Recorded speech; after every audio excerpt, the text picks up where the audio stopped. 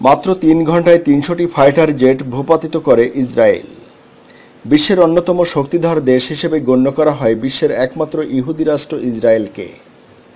সামরিক শক্তির নিরিখে বিশ্বে প্রথম সারিতে দেশটি।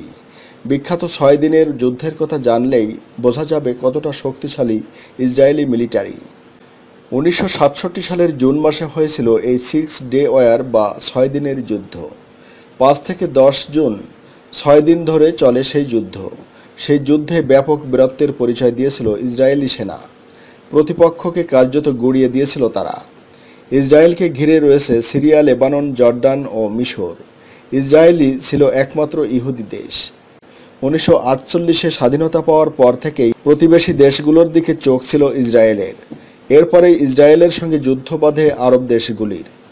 প্রায় বছর খানেকের সেই যুদ্ধে জয়ী হয়েছিল ইসরায়েল।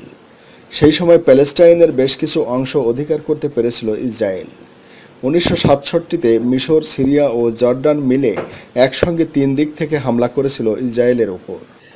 একদিকে সীমান্তের দিকে এগিয়ে আসতে শুরু করে মিশরের সেনা, অন্যদিকে তখন গোলান হাইটসের কাছে এয়ারফোর্স মোতায়েন করে সিরিয়া। কিন্তু এই যুদ্ধের জন্য ইসরায়েল একেবারে প্রস্তুত ছিল। ইসরায়েলের গোয়েন্দা সংস্থা মোসাদের হাতে ছিল সেই সময়ের সবথেকে আধুনিক ইলেকট্রনিক ওয়ার্নিং সিস্টেম। যুদ্ধ শুরু হতেই আরব দেশকে ইসরায়েল বুঝিয়ে দিয়েছিল যে তাদের পরাস্ত করা মোটেই সহজ নয়। মাত্র ৩ ঘন্টায় মিশরের ৩৪০টি ফাইটার জেটের মধ্যে ৩০০টিকে গুলি করে নামিয়েছিল ইসরায়েলি সেনা। মিশরের গাজা স্ট্রিপ ও সিনাই উপদ্বীপ দখল করে নিয়েছিল ইসরায়েল। সিরিয়া ও জর্ডানকে হারিয়ে গোলান হাইটস ও ওয়েস্ট ব্যাংকও চলে আসে ইসরায়েলের দখলে।